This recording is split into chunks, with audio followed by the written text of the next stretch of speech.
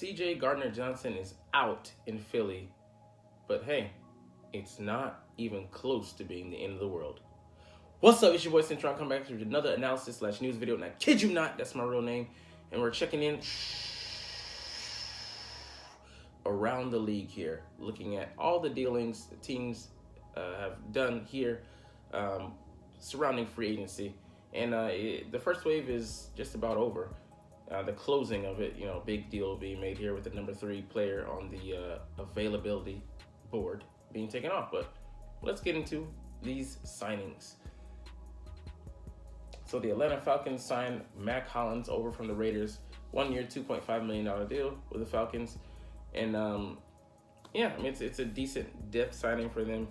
He brings a little bit of speed. He runs a 4.5, and he's growing into a role as a dependable number 3 receiver. So, like I said, he can stretch the field, and he has decent hands.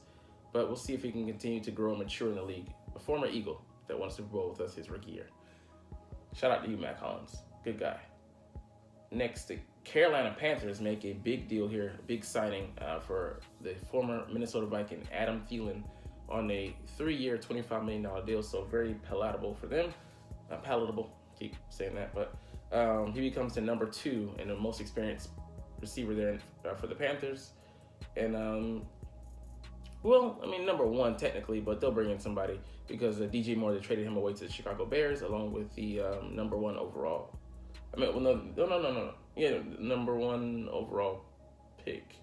They received it, but they traded away DJ Moore. Sorry, getting my items confused here, but good signing for them and solid receivers. Thielen is still only 32 years old, still a very good route runner, has some deceptive speed. They don't bring a lot of experience to that wide receiver room there in Carolina. Another semi-big trade here for Dallas. They're going the trade route instead of stepping into free agency outright. Brandon Cooks has been acquired from Houston, and he's seen a whole number of franchises from the Saints we started out with to the New England Patriots. We beat them that year. They went to the Super Bowl. To the LA Rams, and went to the Houston Texans, and he's still staying here in Texas, the big state, for a 2023 5th-round pick and a 2024 6th-round pick. So, he's been traded more times than some of you guys' moms. But he's still a good receiver, only 30 years old. Was down in receptions last year. I think he had around 600, 500 yards. And still brings a speed element. He came out running the 4.3. But more diminutive receiver than play number 2 to CeeDee Lamb's number 1. But a solid, guy to bring in. But, I forget what his contract is. But, he's getting paid a little bit. So, don't know if they'll be able to afford him beyond the season. But they're trying to go all in. It's an arms race in the NFC East with people trying to dethrone the current NFC champs, defending NFC championship team, the Philadelphia Eagles. So we'll see if this helps them, along with them adding Steven Gilmore, 33-year-old corner, coming off a good season, but I don't know if he'll turn 34 this year. I'll skip like 2 years. But a corner that, at some point it's going to reach his downside. And yes, Slay isn't too far behind at 32, but that's only one of our corners. But here, the big signing that the Eagles are losing one. CJ Gardner-Johnson. He is heading to the Detroit Lions for a paltry 1 year, $8 million deal with the Lions, $6.5 million guaranteed. And this is disappointing on both sides for him leaving the Eagles for this asinine deal, as well as, us not being able to retain the services of 3/4 of our secondary, which would have been an excellent win, especially with us. I thought we would lose at the very least one of these guys. And then Slay started, barking about him wanting a new deal and more money. Thought he might have been out of there. But the thing is, CJ always priced himself out of this market. He wanted, what was the former Bengals safety? He wanted his money, $16 million a year. He got $16 million, 64 million overall. Jesse Bates, and he just was never going to get that. Teams around the league saw him as a slot corner, masquerading as a safety. He moonlighted for a year, basically, to them. And he also got hurt with that lacerated kidney, was out 5 games. And, that took, another one of his, negotiating points away. Health concerns and then longevity with only having played 1 year at the position. And you excelled in your nickel role, but that's more so along the lines where they wanted to sign you that money. They're gonna go with the more the less lucrative position as far as the money goes. And he just was never gonna get what he thought he was gonna get on the open market. He overvalued himself, he overplayed his hand in that. And the Eagles, according to reports, initially offered him $12 million a year over 3 years, $36 million. Still a lower number compared to Jesse Bates, $64 million over 4 years. But that's great money. And they probably wouldn't have been able to either bring back Bradbury or Slay because they restructured Slay's contract. I don't know if they officially cut him, but they brought back both corners. And with CJ, this made it impossible. So he most likely came back hoping to see, once he saw what the market was offering, wanted to come back and get, a fair market value for what he thought he was going to get. I don't know. Maybe it was the original $12 million. Maybe he wanted to, was willing to go a little bit lower. But the Eagles probably balked and said, Howie Roseman said, no, we offered that pre-free agency to you. That was an exclusive deal. That was on the table. Now it's off the table. Let's scale back those numbers a little bit, bring it back into the single digits. And he probably was pissed. But you overplayed your hand. You thought that you would be able to get something that obviously the league, spoke. So it's like the same as the dating market. You don't get to set your value. The market does. It's how much you're valued, not how much you see, value you see in yourself. So he signs a 1 year, $8 million deal, a prove-it deal, basically, essentially.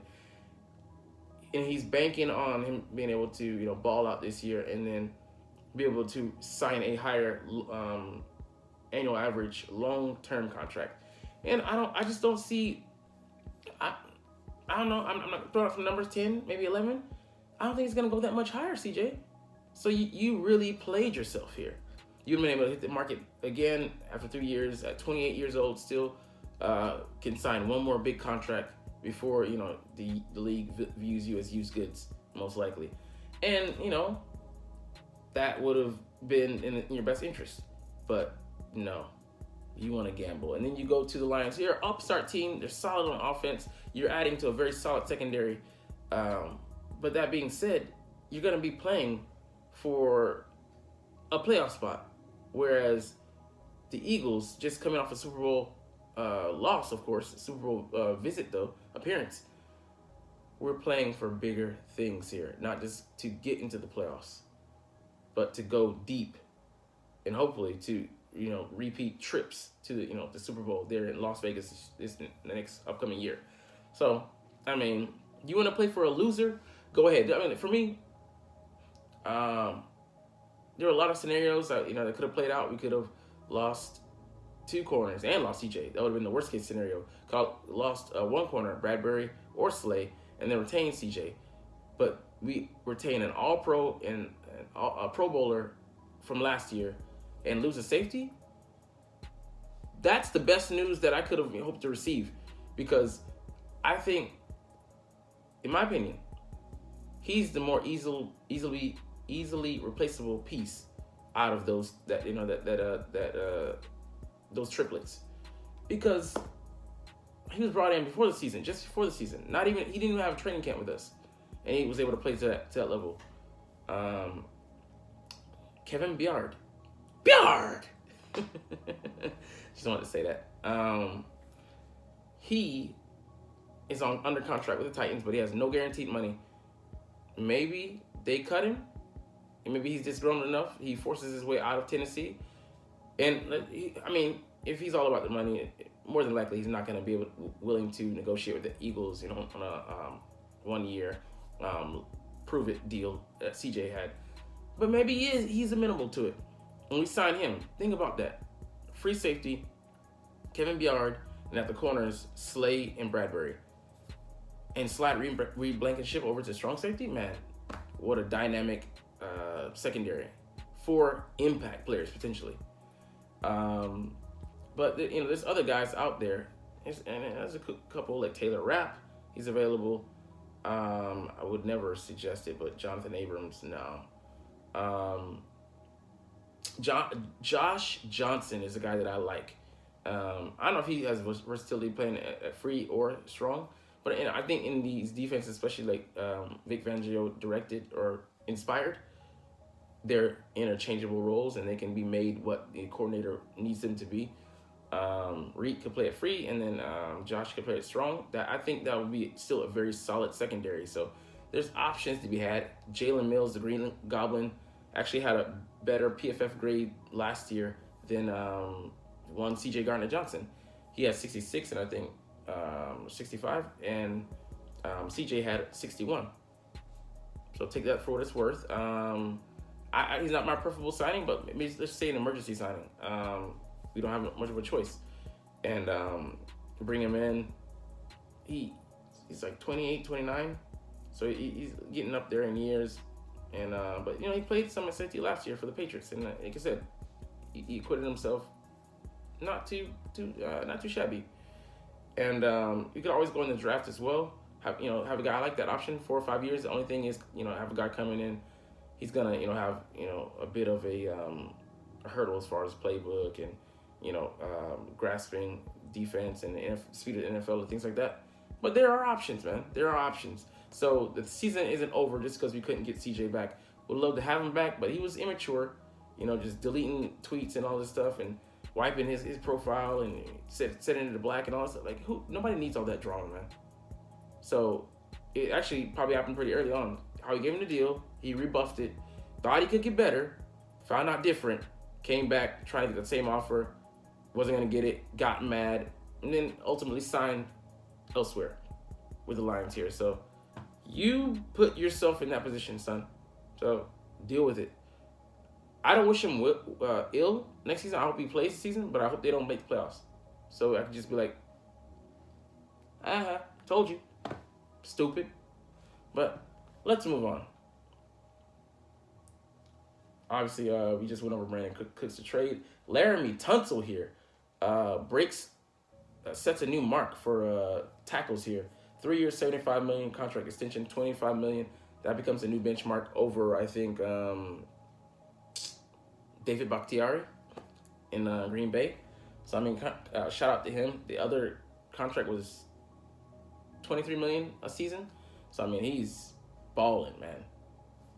And like I said, congrats to this guy coming over from the Dolphins. He got, his draft value got tanked for that we call it gas mask weed incident. But who's laughing now? And let's see here, another big signing the Eagles lost.